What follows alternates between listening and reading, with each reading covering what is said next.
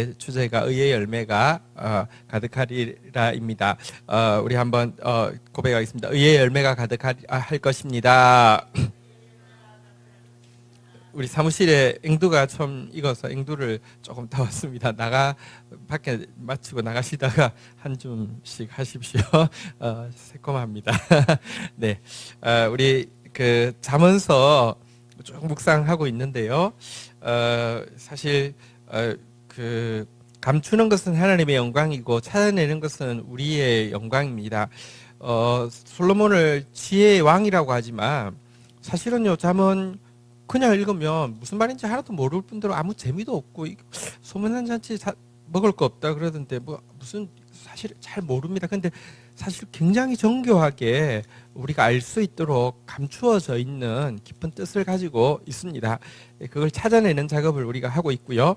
오늘로서 이제 잠언 29장이 마치는데 29장은 히스기야 시대에 모은 솔로몬의 그 지혜 모음집입니다. 앞부분은 솔로몬 시대에 모아진 것이라고 하면 뒷부분은 이제 히스기야 시대에 모아진 것인데 우리가 앞에서 살펴본 바대로 앞에 솔로몬의 잠언과 뒤에 솔로몬의 잠언의 차이점은 뒤에 모음집은 모아서 개인이 아니라 그 나라에 좀 더 큰 범위에 적용하기 위한 것임을 계속 우리가 보아왔습니다. 오늘은 잠언 29장 15절부터 28절까지 내용 이제 그 히스기야 시대에 모은 그 솔로몬의 잠언 모음집 마지막 내용 이제 보도록 하겠습니다. 15절부터 28절까지입니다. 한 절씩 교독하시겠습니다. 채찍과 꾸지람이 지혜를 주거늘 임의로 행하게 버려둔 자식은 어미를 욕되게 하느니라. 악인이 많아지면 죄도 많아지나니 의인은 그들의 망함을 보리라. 내 자식을 징계하라. 그리하면 그가 너를 평안하게 하겠고 또 내 마음에 기쁨을 주리라. 묵시가 없으면 백성이 방자히 행하거니와 율법을 지키는 자는 복이 있느니라. 종은 말로만 하면 고치지 아니하나니 이는 그가 알고도 따르지 아니함이니라. 내가 말이 조급한 사람을 보느냐 그보다 미련한 자에게 오히려 희망이 있느니라. 종을 어렸을 때부터 곱게 양육하면 그가 나중에는 자식인 채 하리라. 노하는 자는 다툼을 일으키고 성내는 자는 범죄함이 많으니라. 사람이 교만하면 낮아지게 되겠고 마음이 겸손하면 영예를 얻으리라. 도둑과 짝하는 자는 자기의 영혼을 미워하는 자라. 그는 저주를 들어도 진술하지 아니하느니라. 사람을 두려워하면 올무에 걸리거니와 여호와를 의지하는 자는 안전하리라. 주권자에게 은혜를 구하는 자가 많으나 사람의 일의 작정은 여호와께로 말미암느니라. 불의한 자는 의인에게 미움을 받고 바르게 행하는 자는 악인에게 미움을 받느니라. 아멘. 예, 아멘. 네, 거기까지입니다. 네, 제 28절이 없는데 28절이 어렵네요. 자, 오늘 내용을 좀 한번 보도록 하겠습니다. 오늘 본문에 보면 이제 바른 징계가 하나님 나라를 세우고 하나님의 교회를 세우고 하나님의 백성으로 세워져 가기 위해서 바른 징계가 얼마나 중요한지에 대해서 이야기하면서 그런 바른 징계란 무엇이냐를 이야기하고 있고요. 그러나 또 동시에 바른 징계와 반대 개념인 분노에 대해서 또 이제 그 경계하고 있는 내용입니다. 징계와 분노는 완전 다른 것이거든요. 그래서 이제 바른 징계 그리고 잘못된 분노 이것에 대해서 지도자가 어떻게 바르게 징계할 것인지 또 어떻게 이 분노를 다스릴 것인지를 다루고 있는 본문입니다. 한번 보도록 하겠습니다. 15절 읽고 시작하도록 하겠습니다. 읽겠습니다. 시작. 채찍과 꾸지람이 지혜를 주거늘 임의로 행하게 버려둔 자식은 어미를 욕되게 하느니라. 성경에서 이 징계, 교회에서 권징이라는 게 무엇이냐고 하면요, 무엇이 하나님 앞에서 선하고 또 무엇이 하나님 앞에서 악한지를 알려주고 또 알려준 것을 태만히 할 때에, 그러니까 선한 일을 태만히 하거나 또 악한 일을 거부여 없이 할 때 그것에 대해서 돌이킬 수 있도록 바로잡을 수 있도록 꾸짖고 갑질하는 행위를 징계라고 합니다.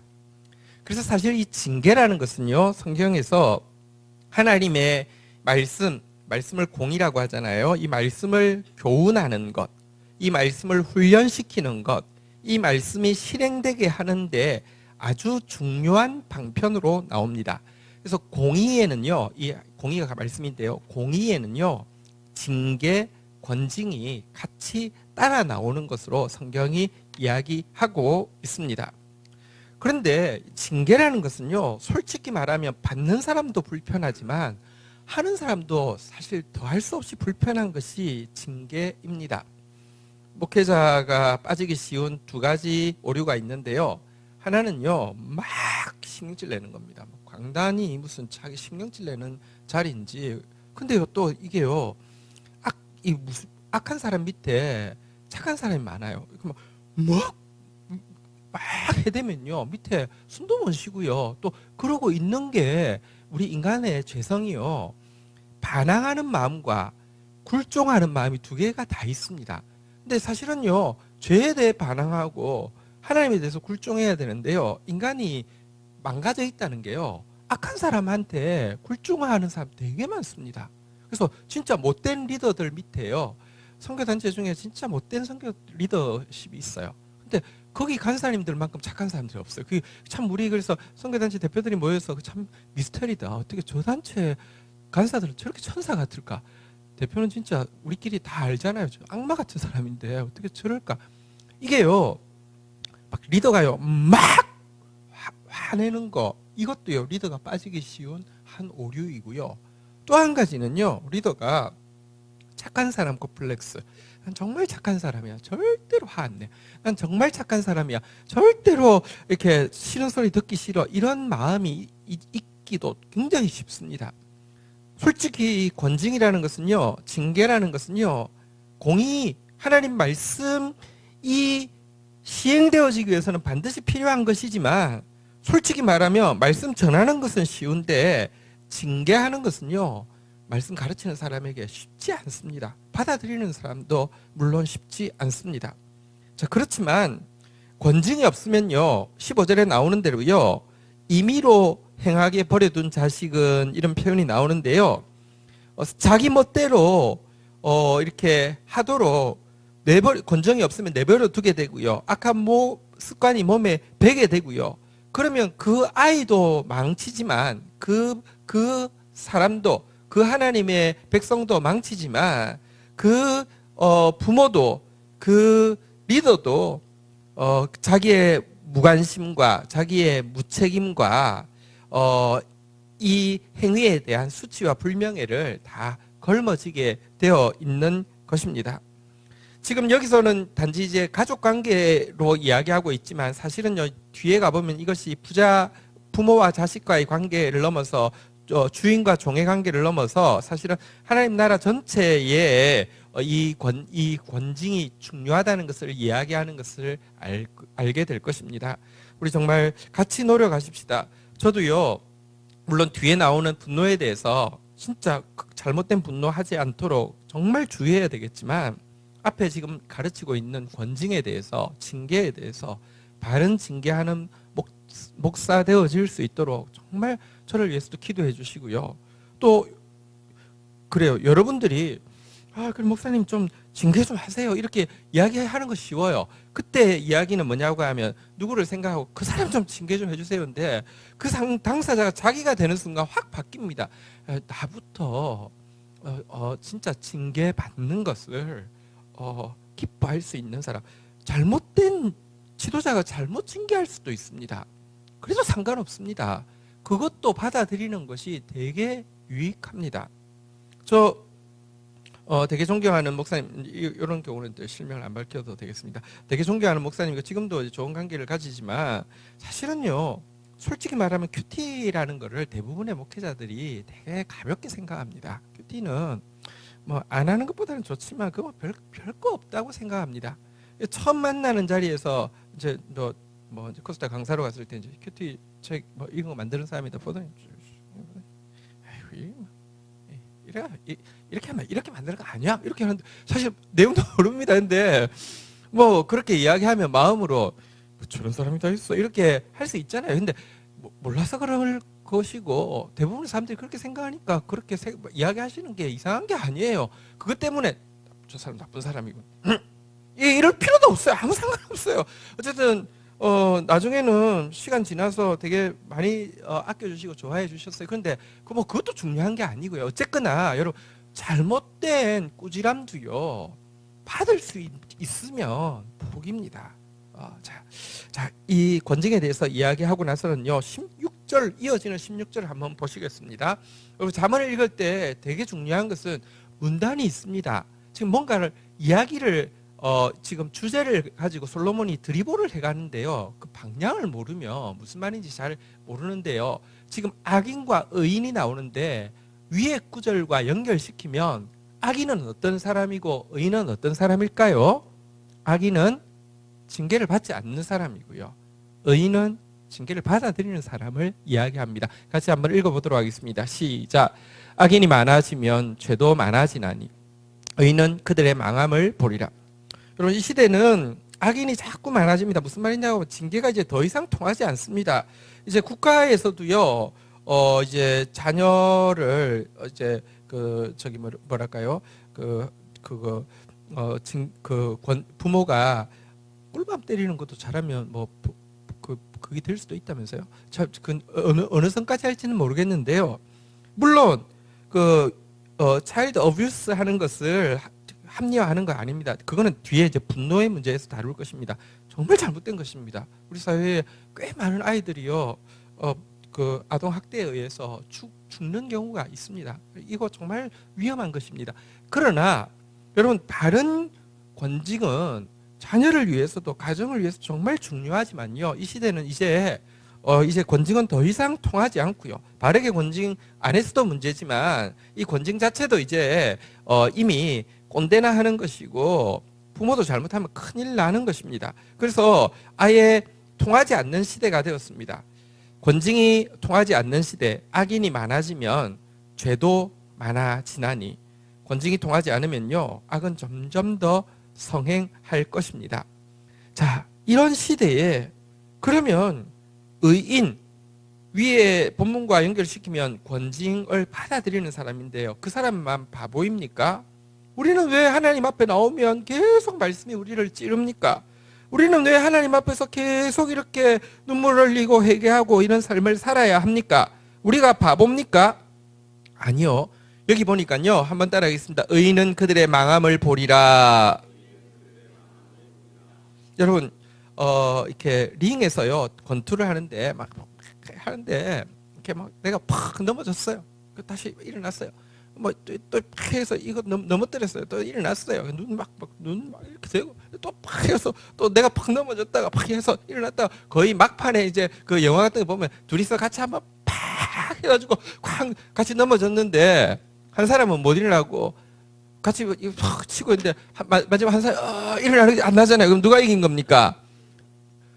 마지막에 일어나는 사람이 이기는 거예요. 우리가 꼭 알아야 될 게 있습니다. 만만치 않습니다. 우리 말씀에 얻어맞을 때 만만치 않습니다. 또 세상에 우리가 말씀에 얻어맞고 있으면 사람들이 동정하지 않습니다. 조롱합니다. 그런데요 마지막에 일어나는 사람이 이기는 사람이고요.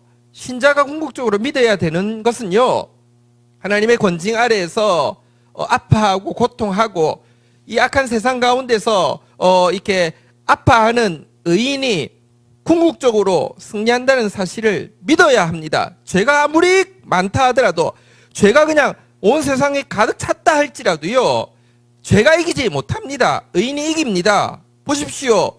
노아시대에 죄가 온 세상에 관역했는데 관역하면 뭐합니까? 의로운 노아의 가족은요 그거하고 상관없이 구원받고요 나머지는 심판받는 것입니다. 이 사실을 우리는 분명히 알아야 합니다. 성경에 보면요 이렇게 약속하고 있습니다. 시편 37편 34절부터 보면 이런 말씀이 있습니다. 시편 37편 34절 여호와를 바라고 그의 도를 지키라. 그리하면 하나님을 바라고 그의 도를 지키는 것, 그 말씀 앞에서 또 신음하고 그 말씀 앞에서 또 고통하는 것, 그리하면 내가 땅을 차지하게 하실 것이라. 악인이 끊어질 때에 내가 똑똑히 보리로다.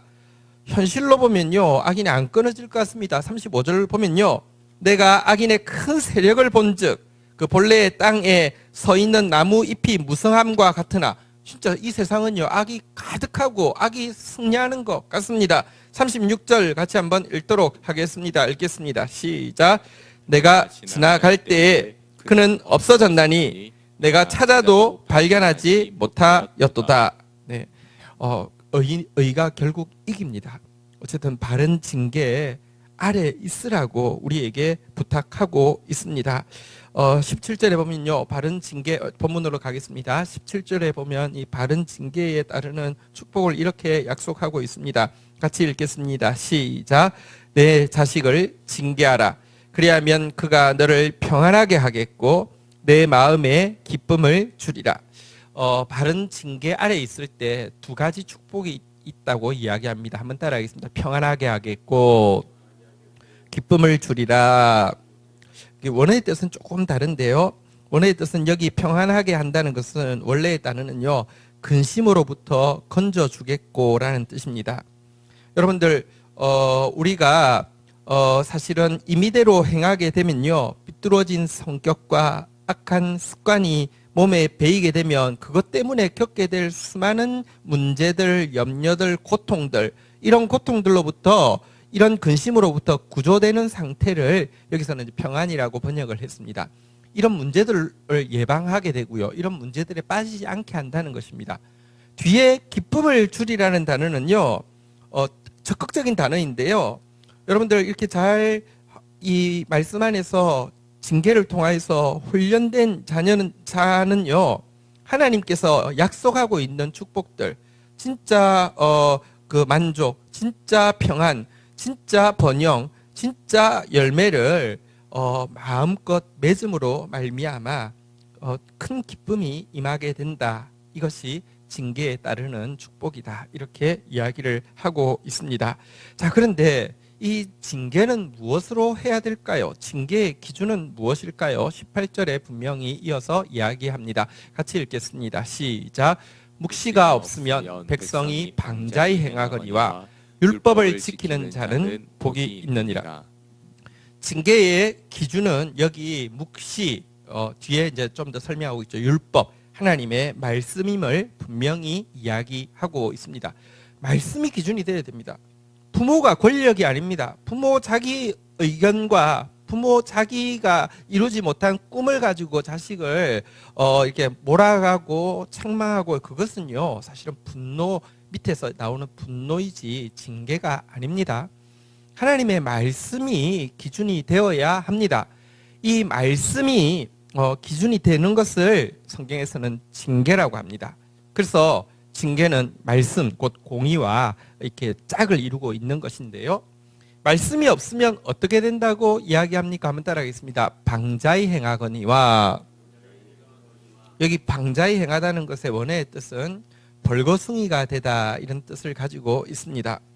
여러분들, 벌거벗었다는 것은 수치스럽다는 뜻이죠. 또 벌거벗었다는 것은요, 전부 다 빼앗겼다는 뜻이죠. 말씀이 빼앗기고 나면요, 말씀이 없으면요, 수치를 당하게 되고요, 말씀이 없게 되면요, 전부 다 빼앗기게 된다는 것을 분명히 이야기하고 있습니다.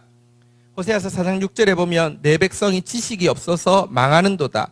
내가 지식을 버렸으니 나도 너를 버려 내 제사장이 되지 못하게 할 것이요. 내가 내 하나님의 율법을 잊었으니 나도 내 자녀들을 잊어버리리라. 이렇게 말씀하고 있습니다. 말씀이 여러분들 있어야지 됩니다. 말씀이 여기에 보니까 그 말씀이 묵시가 없으면 이랬는데, 여기서 묵시가 없다는 것은요, 뒤에 보니까 18절 지금 하고 있습니다. 율법을 지키는 자라는 표현과 반대로 되어 있는 것을 보아서 율법 자체가 아직 없어진 것은 아니고 율법에 대해서 무관심하다는 뜻인데요, 제일 처음에는 말씀이 있어도 무관심한 상태인데요, 여러분, 말씀은 무섭습니다. 굉장히 인격적입니다. 성경은요, 이 말씀 자체를 예수님이라고 비유할 만큼 말씀은 굉장히 인격적입니다. 이게 수학 공식이 아닙니다. 그래서요, 지금 18절의 분위기로는 묵시가 없으면 뒤에는 율법을 지키는 자는 이렇게 돼 있는 걸 보아서는 분명히 말씀이 아직은 있는데도 무관심하다는 뜻인데요. 말씀에 무관심하게 되면 점점 말씀은 진짜로 이 묵시는 희귀해지게 됩니다. 말씀 자체가 인격이기 때문에 무관심하면 점점 오지 않게 됩니다. 성경 아모스서 8장 11절부터 보면요, 이렇게 경고하고 있죠. 주 여호와의 말씀이니라. 보라, 날이 이를지라. 내가 기근을 땅에 보내리니 양식이 없어 주림이 아니요 물이 없어 가람이 아니요 여호와의 말씀을 듣지 못하는 기갈이라. 사람이 이 바다에서 저 바다까지 북쪽에서 동쪽까지 비틀거리며 여호와의 말씀을 구하려고 돌아다녀도 얻지 못하리니라고 이야기했는데요. 말씀에 무관심하면 말씀이 희귀해지게 되고요. 특별히 백성들 더 나아가서 지도자가 말씀에 무관심하고 그래서 그 결과 말씀이 희귀해지는 시대는요, 영적 암흑기가 되어집니다. 지금 이 시대 한국 교회에서요, 여러분 정말 말씀이 있는지 진짜 두려운 마음이 많이 듭니다. 말씀이 이제 더 이상 중요하지 않게 되었습니다. 근래 어떤 한 교회가 있는데, 근처에 있는데 부흥을 너무 많이 해서 이제 뭐 부흥 특별 사례로 이렇게 이제 무슨 컨퍼런스에서 발표도 하게 했습니다. 뭐 부흥을 엄청나게 하는데, 뭐 예를 들면 그 개척해서 시작했는데 1년에 청년이 새로 등록해서 이렇게 청년부에 들어온 청년이 500명이라고 합니다. 그래서 뭐 장난 아니더라고요. 그래서 이렇게 강의를 시켰어요. 자세한 내용을 이야기 안 하겠습니다. 어쨌든 어디서 뭐 저랑 관련된 데서 강의를 시켰어요. 근데 그 교회가 어떻게 하는지 보니까 2달에 한 번씩 셀을 이제 바꾸더라고요. 그러니까 두 달에 한 번씩 이제 셀을 분가를 하는데, 분가를 하는 게 이제 셀을 이제 제일 처음에 딱 주면 그다음에 이제 발표회를 한대요. 그러니까 발표회 준비를 이제 뭐 가사 같은 것도 다 바꿔서 막 이렇게 요즘 노래를 가지고 이제 개사를 해가지고 이제 막 춤추고 하면서 이제 발표회 준비를 하는데 상금을 엄청나게 주고 또 호텔을 빌려서 막 하고 하니까 엄청 이게 이제 한 5주 정도 이렇게 막 새로 생긴 사람들끼리 막 목숨 걸고 막 연습을 하는 거예요. 상금도 막 걸려 있고 또 청년들이니까 재밌잖아요. 사실 막 밤에 모여서 막 연습하면 재밌잖아요. 그죠? 막 하는데 그날 호텔 빌려서 하면서 또 친구들을 막 초청하게 해요. 그러니까 재밌는 순서니까. 그러니까 교회 오라고 하면 이상하지만 호텔 오면 괜찮잖아요. 그죠? 와요. 그럼 이제 딱 하면서 친해져요. 벌써 4, 5주 갔잖아요. 그죠? 3주 있으면 또 분가해야 되잖아요. 그죠? 그때 근데 온 사람들, 이 사람들이 다 이제 전도 대상이 되는 거예요. 이렇게 하는데요. 도대체 뭐 하나? 그러니까 근데 이제 금요일마다 이제 밤 철야를 해요. 무슨 철야하냐면 이제 뭐랄까요? 이제 연애 이제 상담 철야. 이게 이제 금요일마다 철야 컨셉이고요. 그다음에 특강이 계속 있어요. 특강 부자 되는 법, 뭐 하는 법, 그러니까 근데 이게요. 정말 하나님 없어도 되는 것을 만들었어요. 그리고 좀 무섭더라고요. 그러니까 막 계속 그 목사 일거수일투족을 청년들이 막 따라다니면서 막 네다섯 명 따라다니면서 사진 찍고 같이 있다가 제 강의할 때는 또 이제 있다가 그 목사 나가니까 청년들 쏙 데리고 쏙 나가버리고 이게 뭐 하는 건가? 이 사람 뭐 하는 사람인가? 그런 생각이 좀 많이 들었습니다. 근데요, 정말 말씀 지금요 한국 교회에 여러분 이 말씀이 우리가 저는 GT를 지금 이제 30년 내년이 되면 만 30년인데요. 말씀 안에 너무 깊은 너무 구체적이고 너무 방대한 온 세상을 바꾸고 온 우주를 하나님 나라로 건설할 완전한 계시가 들어 있는데요. 정말 하나님 말씀 관심 없습니다. 진짜 관심 없습니다. 이것이 영적 암흑기입니다. 아이 사무엘 이 여호와를 섬길 때 여호와의 말씀이 희귀해졌다 그랬잖아요. 그죠? 여러분 그런 시대가 지금 되어져 가고 있습니다. 말씀이 없이는요. 그러니까 이 징계도 바른 권징도 사라져 갈 수밖에 없죠. 그러나 이 시대에도요. 하나님의 말씀을 지키는 자에게 진정한 복이 있다. 이렇게 이야기하고 있습니다. 하나님의 말씀의 계시를 믿는 사람, 그 뜻을 알아가기를 원하는 사람, 그것을 자기의 소원으로 삼는 사람, 기쁘게 그 말씀을 순종하는 사람, 이 사람이 복된 사람이고요. 또 오늘 성경에서 우리에게 주는 그 소망이 무엇입니까? 한번 따라하겠습니다. 의인은 그들의 망함을 보리라. 의인이 이깁니다. 말씀 가진 사람이 이깁니다. 하나님 나라가 이깁니다. 진리로 싸우는 겁니다. 자, 이어서 이 권징에 대해서 다시 이제 말씀 이야기하고 나서 권징에 대해서 이렇게 이야기하고 있습니다. 19절입니다. 같이 읽겠습니다. 시작. 종은 말로만 하면 고치지 아니하나니 이는 그가 알고도 따르지 아니함이니라. 한번 따라하겠습니다. 알고도 따르지 아니함이니라. 누구 이야기하는 것 같아요? 내 이야기하는 거죠. 우리 안에 죄성이 있습니다. 여러분 말씀을요. 말씀이 알려주는 것도 여러분들 중요합니다. 그러니까 몰라서 범죄하는 경우도 많기 때문에요. 그렇지만 또 몰라서 아주 분명하지 않기 때문에 선을 이렇게 아슬아슬하게 넘어가면서 범죄하는 게 있기 때문에 선명하게 알려주는 거 중요합니다. 알아도 따르지 않는 죄성이 우리 속에 있습니다. 그래서 말로만 하면, 말씀으로만 하면 여러분 고쳐지지 않습니다. 그래서 말씀과 권징은요, 짝을 이루어야만 하고요.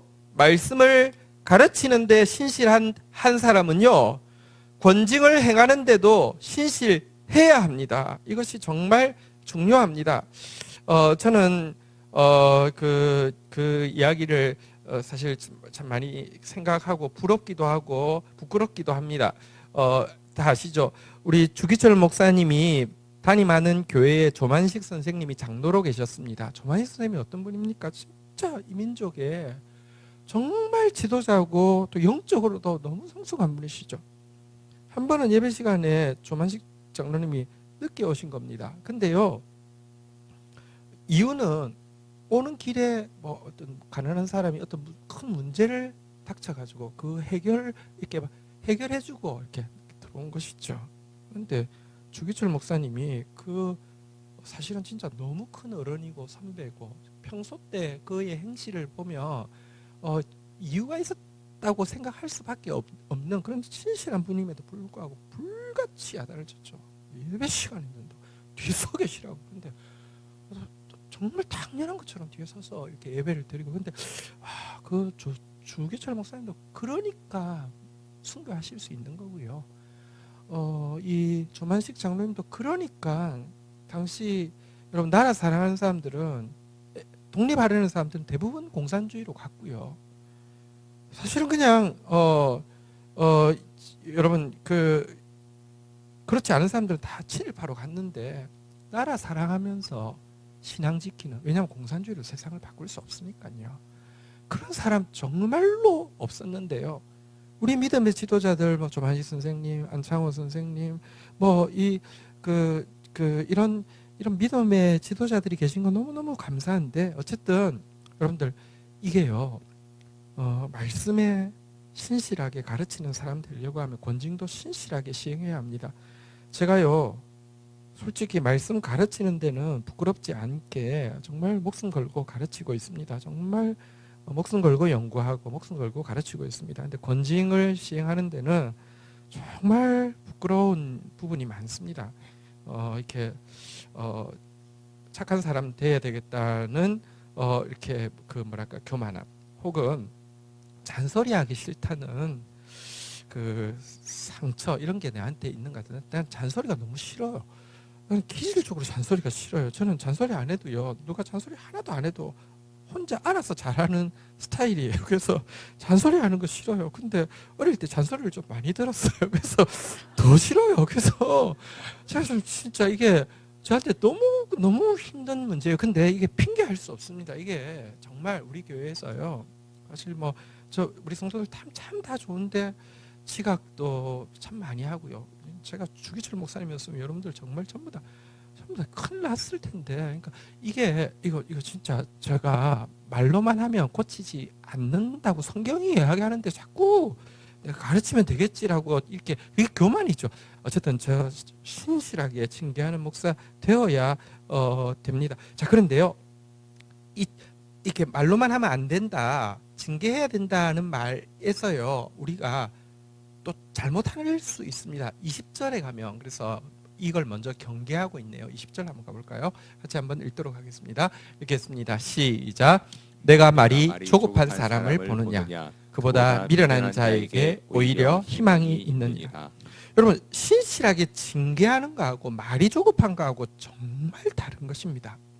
근데요, 징계 안 하기도 쉽고요, 말이 조급하기도 쉽고요. 근데 징계하되 말이 조급하지 않게 바르게 징계하는 게 정말 어려운 겁니다.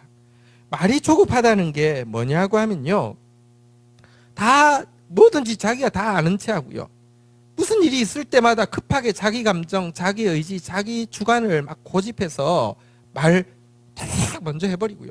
그러니까 다른 사람이 말도 제대로 꺼내지 못하게 하는 그런 사람이 말이 조급한 사람이라는 것입니다. 이런 사람은요, 지금 징계가 되는 게 아니라 성질 부리는 것입니다. 이런 사람은요, 자신부터가 우선은 남의 말을 맞기 때문에, 아니 하나님의 말씀도 맞기 때문에, 하나님의 말씀이 말이 조급하면요, 말이 빠르면요, 하나님의 말씀도요 빨리 판단하고요 버려버립니다. 가볍게 취급하고요. 그러니까 하나님 말씀도 귀담아 듣지 않고 자기 안에 들어오지 않고요. 그러니 말씀이 없으니 하는 말도요, 공의, 하나님의 말씀에 의한 징계가 아니기 때문에요, 아무 효과가 없습니다. 차라리 여기 뭐라고 이야기합니까? 한번 따라하겠습니다. 미련한 자에게 오히려 희망이 있느니라. 여러분, 미련한 자는 잠언서에서 되게 책망하고 있는 부류이죠. 그래도요, 미련하면요 모자라니까 아직까지 그래도 배울 수 있다는 희망은 있지만, 말이 빠르면요 자기 마음대로 자기 주장이 다 맞고요, 자기 성질을 다 부리고요, 자기 말하고는 끝하고 끝내버리면요, 이것은 아무 미련한 사람보다 못하다고. 그러니까 위에 종은 말로만 하면 고치지 않는다고 했다고 해서 성질 부리라는 말이 아니라는 이야기입니다. 밑에서 좀 더 자세히 설명하는데요. 자, 21절 다시 한번 이제 종을 양육하는 문제에 대해서 이렇게 이야기합니다. 같이 한번 읽도록 하겠습니다. 읽겠습니다. 시작.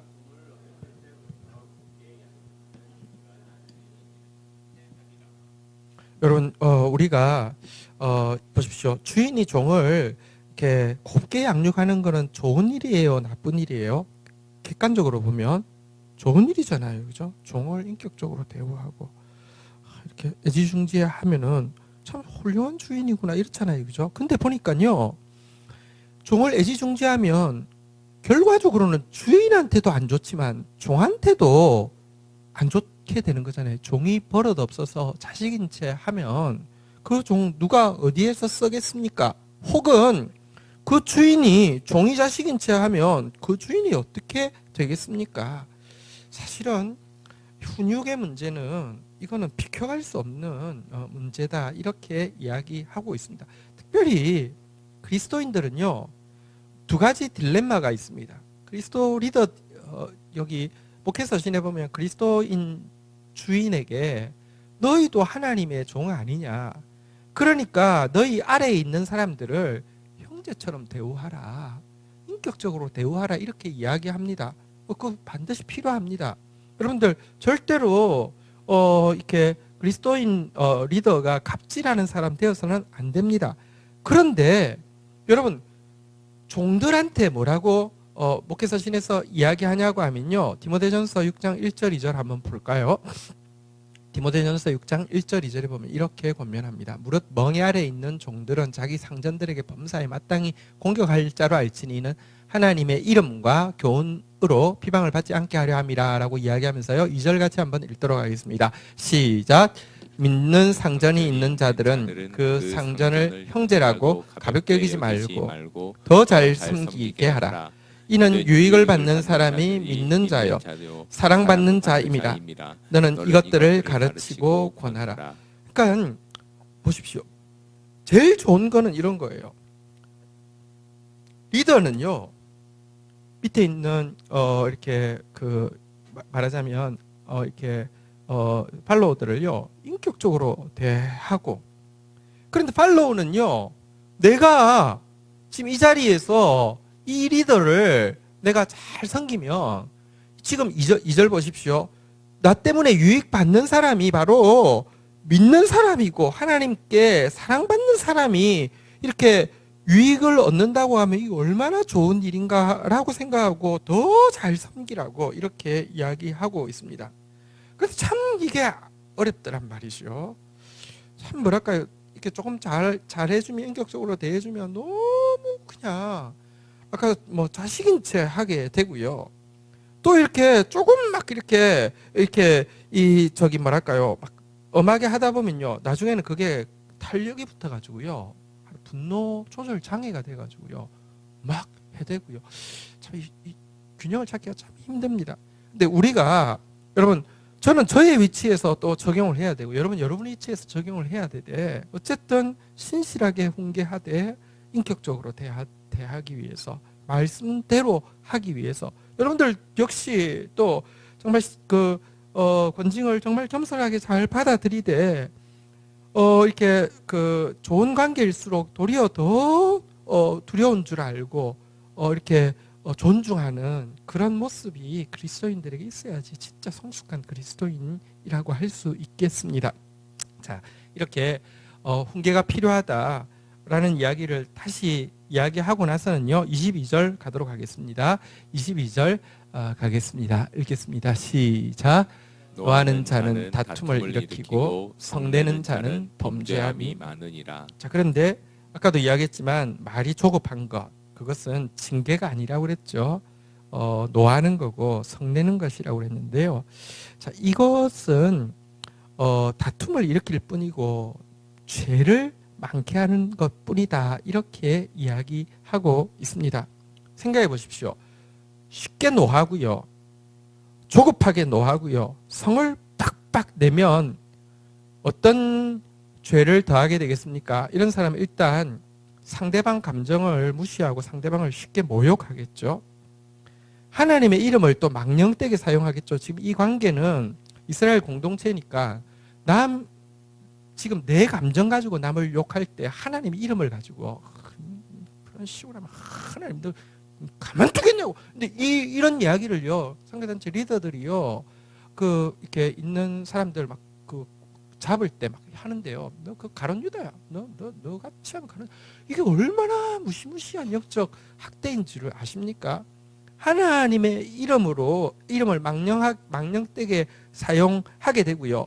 점점 이 성질 부리는 사람은 잔인해지고요. 이 가속도가 붙습니다. 노여움 뒤에는요, 사단이 있기 때문에요. 그리고요, 특별히 쉽게 노하고 성내는 배후에는요, 교만이 있습니다.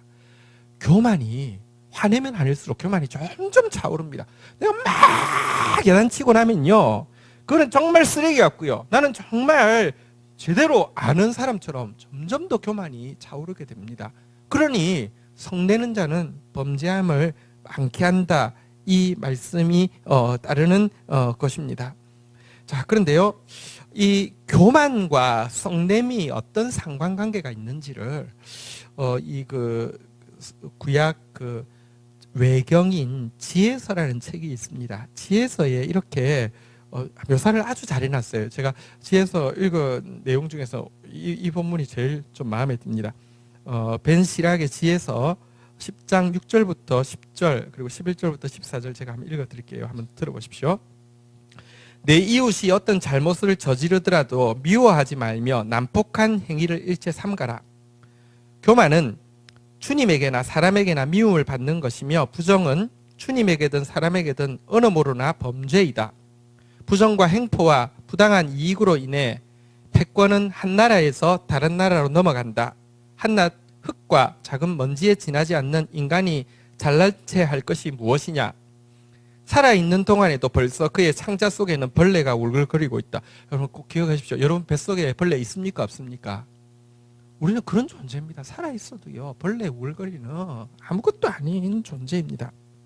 사람이 죽으면 벌레와 짐승과 구더기의 차지가 된다. 여러분, 우리가 안전하게 관에 넣어서 해도요, 결국 벌레 차지가 됩니다. 인간의 교만은 주님을 저버리는 데서 비롯되고 그 마음이 창조주로부터 멀어질 때 생긴다. 오만의 시초는 죄이므로 교만에 사로잡혀 헤어나오지 못하는 자에게는 더러운 악취가 뿜어져 난다. 교만은요, 이게 죄로 말미암은 것이기 때문에, 영적인 것이기 때문에 악취가 품어져 난다. 그러므로 주님께서는 이제까지 들어보지도 못한 엄청난 벌을 내리시며 그들을 멸망시킨다. 주님께서는 지배자들을 그 권자에서 몰아내시고 그 자리를 온유한 사람으로 앉히신다. 이렇게 이야기하면서 이 교만과 성냄, 그리고 이것이 나라에 어떤 영향을 끼치는지를 지혜서에서는 잘 보여주고 있습니다. 어쨌든 노하는 것, 성내는 것, 이것은 징계하고 상관이 없는 것입니다. 그 다음 구절 한번 볼까요? 23절 같이 한번 읽도록 하겠습니다. 23절 같이 읽겠습니다. 시작. 사람이 교만하면 낮아지게 되겠고 마음이 겸손하면 영예를 얻으리라. 네, 교만과 겸손의 결과, 원어의 뜻은 이렇습니다. 인간의 자랑은 그를 낮은 곳으로 데려가고 그 마음이 낮은 자는 영예를 얻는다. 이렇게 이야기하고 있는데요. 사실은 교만하면요, 사실은 낮은 곳으로 내려가는 것이고요. 내가 마음이 낮은 사람은요, 하나님이 영예를 주신다. 이렇게 이야기하고 있는데요. 교만과 겸손의 차이는 캐릭터의 차이가 아니라 하나님을 경외하는지 여부의 차이입니다. 하나님을 경외하면요, 마음이 자꾸 낮아지고요. 지위 때문에, 지식 때문에 마음이 높아지지 않습니다. 하나님을 경외하면요, 아무리 지위가 있어도, 지식이 있어도, 부가 있어도요, 정말 마음이 낮아지는데요. 하나님을 무서워하지 않으면요, 사실은 지위도 없고 지식도 없고 부도 없어도요, 얼마든지 교만할 수 있는 게 인간입니다. 교만과 겸손은 경외가 좌우하지 조건이 좌우하는 것이 아니고요. 교만은 낮은 곳으로 내려가게 하고요, 겸손이 높은 곳으로 인도한다. 이렇게 이야기를 하고 있습니다. 24절 한번 보도록 하겠습니다. 같이 한번 읽도록 하겠습니다. 읽겠습니다. 시작. 도둑과 짝하는 자는 자기의 영혼을 미워하는 자라. 그는 저주를 들어도 진술하지 아니하느니라. 교만한 자 중에서 제일 교만한 사람이 뭐냐고 하면 보십시오. 도둑과 짝을 했습니다. 자, 그런데 이제 이 사람이 이제 증언을 하러 나가게 된 것이죠. 그런데 증언을 할 때 성경은요, 레위기 5장 1절을 재판석에서는 읽어줍니다. 레위기 5장 1절의 내용이 무엇이냐고 하면, 만일 누구든지 저주하는 소리를 듣고서도 증인이 되어 그가 본 것이나 알고 있는 것을 알리지 아니하면 그는 자기의 죄를 져야 할 것이요 그 허물이 그에게로 돌아갈 것이며 라고 하는 이 저주의 말씀을, 증인은 본 것 들은 거 하나님 앞에서 반드시 이야기해야 된다는, 그렇지 않으면 그가 책임진다는 이 저주의 말을 듣고도요, 도둑과 짝한 자는요, 입을 안 연다는 것입니다. 여러분, 하나님이 무섭지 않고요, 악인과의 사사로운 정이 더 중요한 겁니다. 의리가 있습니다. 그런데 이 의리를 성경은 뭐라고 이야기하냐고 하면요, 한번 따라하겠습니다. 자기 영혼을 미워하는 자라. 이게 교만의 극치입니다. 근데 그런 사람 많습니다. 우리 그 장세동이를 의리 있다 그랬습니다. 생각해 보면요, 진짜 이런 사람이죠. 그리고 진짜 아직까지 이 광주 학살 아예 가서 그 자리에 그때 갔다면서요. 가서 이 살인 명령까지, 학살 명령까지 직접 내리고도 거짓말하고 있는, 정말 어떤 심판이 있을지 진짜 끔찍한 심판이 있을 것입니다. 그런데요, 어쨌든 여러분 교만하면요 이런 어리석게도 그런 사람하고 짝해가지고요 이렇게 끝까지 의리를 지킨다 이렇게 이야기합니다. 의리가 좋은 게 아닙니다. 이거 영혼을 미워하는 교만의 증거다 이렇게 이야기를 하고 있고요. 자 25절 같이 읽겠습니다.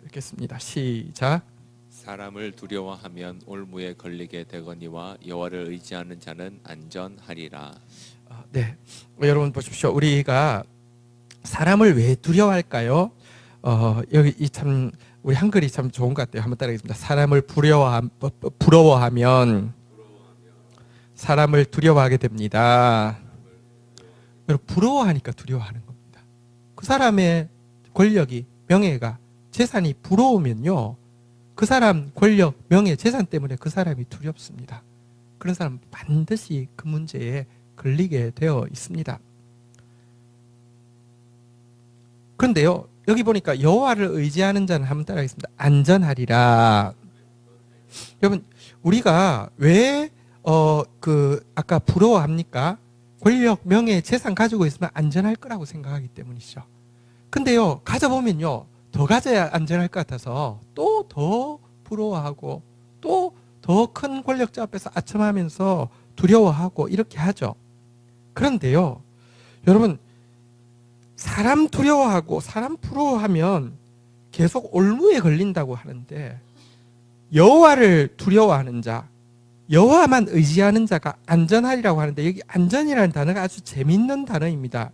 원어의 뜻은요, 도달하기 어려울 정도로 높은 곳이라는 뜻입니다. 이 안전이라는 뜻이 너무 재밌죠. 한번 따라하겠습니다. 도달하기 어려울 정도로 높은 곳.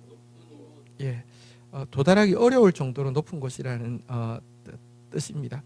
하나님 의지하는 자는요, 사람 눈에 보이지 않는 권력 가진 사람, 명예 가진 사람, 부 가진 사람이 가지고 있다고 생각하는 안전의 바운더리하고는 비교도 안 되는 도달하기 어려울 정도로 높은 곳에 하나님 의지하는 자에게는 보장되어 있다는 것입니다. 이것 알면요, 사람 부러워하지 않을 수 있고요, 사람 두려워하지 않을 수 있고요, 진짜 하나님만 경외할 수 있는 것입니다. 26절 볼까요? 같이 읽겠습니다. 시작. 주권자에게 은혜를 구하는 자가 많으나 사람의 의의 작정은 여호와께로 말미암느니라.